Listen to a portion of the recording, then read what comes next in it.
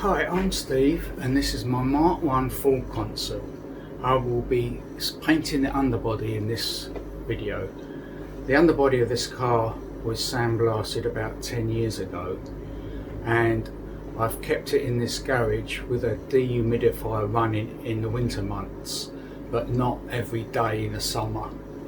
And as a result, there's a very fine haze of rust on the surface of the metal, which is expected to have, because the metal has been bare for 10 years, which isn't a big problem because I've got a selection of these wire brushes, and the first thing I'm going to be doing is going over the whole surface with these wire brushes and preparing it to be painted, and then I will degrease it and I will put a primer, a 2-pack primer, and then I've got some seam sealer. I will be going all around every seam and sealing it with that, and then I've got a 2-pack top coat to go over. The other day I started thinking about painting under the car, and I didn't have any paint, and I didn't want to put cellulose underneath because it doesn't provide chip resistance, and I don't want to underseal it because it didn't come out of the factory with underseal, so I'm trying to get it the same as when it was new.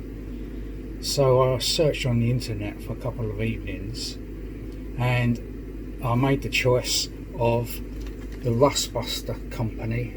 They are based in the UK, and I bought some black epoxy mastic 1:1, and they say that this can go directly onto bare metal, but to me it doesn't seem to be right to put gloss or final coat onto bare metal. So I bought this custom 4:1 primer. The guys at Rustbuster seem very good and very efficient, because there was a mix-up with the order and they didn't send the right pot paint, but they have a FedEx service where they use FedEx and it comes within 24 hours, and when I was on the phone there was no quibble whatsoever. They were very good, so I would recommend them. See what it's like. I've never used 2-pack paint before, so I will see what it's like when I actually use it. But I've seen videos on YouTube of people using it, and it all looks good to me. So it's for like underbody and suspension parts as well. Well, I've already completed all the suspension parts. They're already done, and they're done with Eastwood's chassis paint, which is just an oil-based paint. But they're already done now, so I'm not going to start stripping that off and putting this epoxy on it.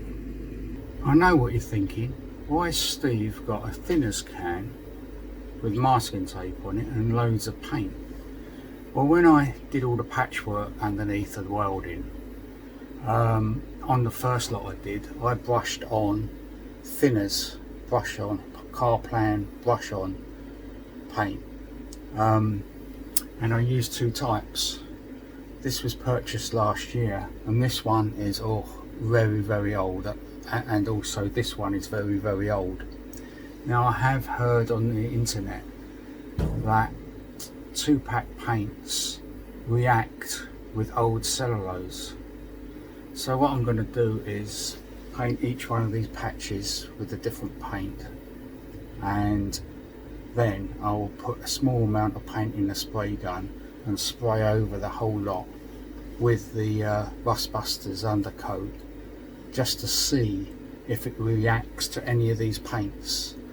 If it does, then what I will do, I will remove all the paint that's under there with the wire brush, and then there won't be any problems with it blistering or whatever would happen to it. It's the following day, and now I've let these patches dry overnight. The Hamite one I've put 2 coats of Hammerite, because that's what you usually have to do with Hammerite. The only problem with this patch is that Hammerite I think takes a few days to harden off. So if this reacts, then I'm not going to take much notice of that, because it's not hardened off. I will probably try it on the car where there's some old Hammerite somewhere, just try a little patch. I've mixed up 20 millilitres of this epoxy primer, and I've put it into this jam jar with this syringe. Then I put 5 millilitres of hardener and 2.5 millilitres of thinner, because they recommend 10 to 20% thinning, and it is thick. One thing I've noticed already is with this 2-pack paint is you don't want to get it on your hands. It's difficult to get off your hands. It's like well, it's a resin. It's like a very sticky. So I recommend using this. And of course I've got to use this with this type of filter on it with the brown. That's essential when you're doing 2-pack.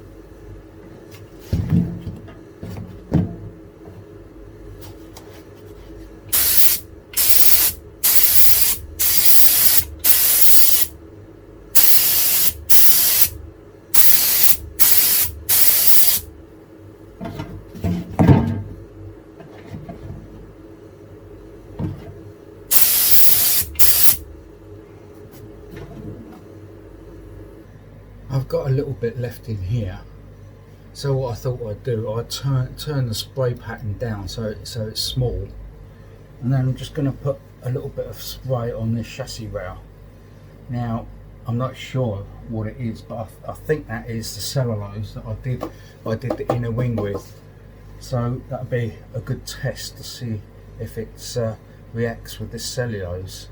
And I've scuffed it with Scotch-Brite, so it's not gloss finish, it's matte now. So I'm just going to give that a go. Okay, this is what I initially painted, because I think this is cellulose here. I might be wrong. And I've carried on painting here, and that all looks good. I also painted this patch as well. I brushed it on, because I know from this point here round is definitely Hammerite, because you could feel there's a step there where I masked it, and I did that because, you know, I knew this would never be seen and it needed to be protected for rust. So I will leave that for 24 hours and see how that goes. Now this Hammerite was done 10 years ago, so it's definitely cured. What I thought would happen has actually happened. The Hammerite has peeled off and gone horrible. I think you can just about see that under that light. But the one I'm interested in really is this one, because every repair that I've done I've sprayed with this, and actually this is the best finish of all of them. But this is a brush finish, but everything else is okay. I haven't looked at the car because I've painted a couple of little patches on the car, so I'm going to have a look at that now. This was only the second time that I used this new spray gun, and it was purchased in December 2019.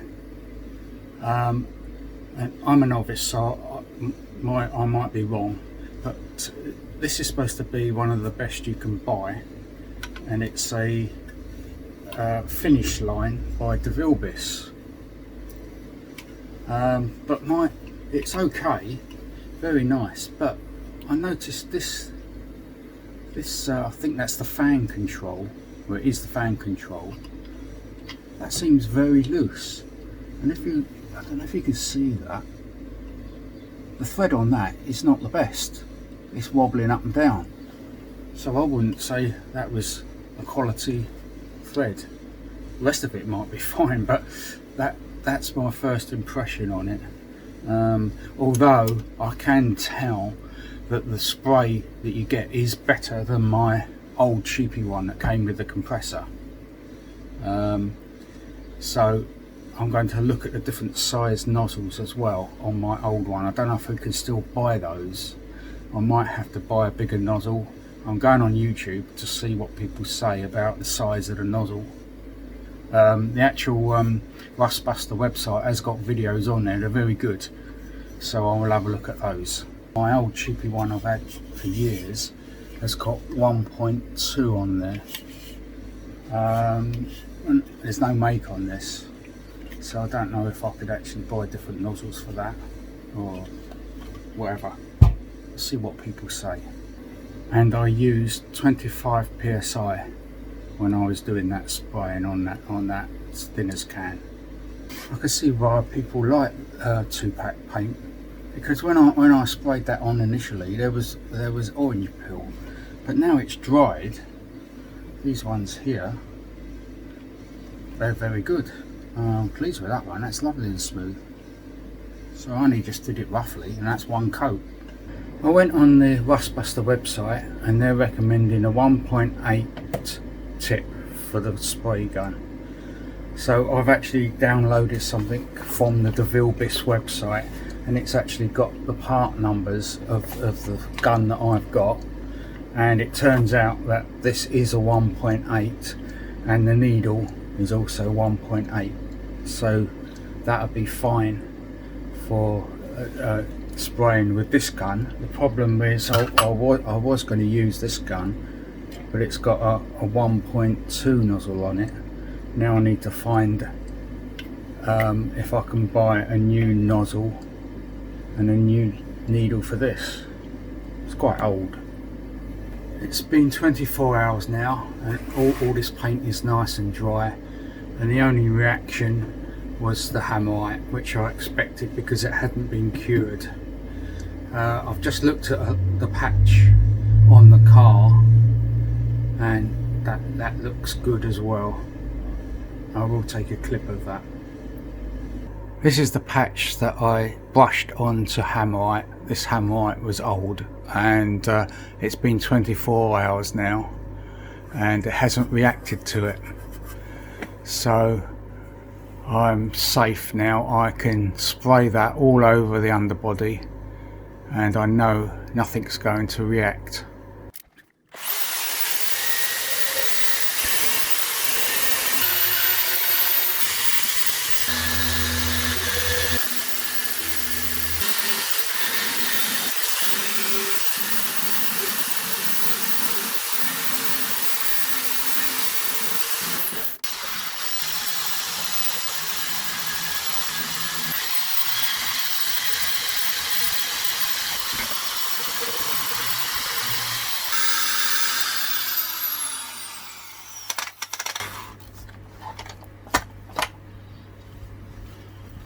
Well, that's the last of the wire brushing. I used these wire brushes and then these two to get in the little places. So my next task now is to degrease everything that I've just wire brushed, and then I'm going to try a little patch by the front jacking point with my old spray gun, and that's got a 1.2 tip. So I'm going to see if that comes out okay. If that doesn't come out okay, I'll have to buy a new spray gun with a 1.8 tip on it, the suction type with a bowl underneath, so that I can get up under there. So that's my next task. It's the following day, and yesterday I sprayed much more than I intended to do because I put a bit too much paint in here. I painted a band about that wide from one seal to the other across the car, which is fine. It sprayed okay, and then it started to sputter because the level went down. Now with this spray gun, it's always been the problem is it's got this domed end, so there's always paint left in here. With cellulose it's not a problem, you can put it in a jam jar and it will stay in the jam jar okay, and then you can use it another day, but you can't do that with 2-pack. So I emptied it into here, and then I used the roller to roll it on, and it went on quite oh, that's gone hard now. Well, it would do, but it went on okay with this roller. So I haven't gone under there yet, because I've decided now that this is the end of this video.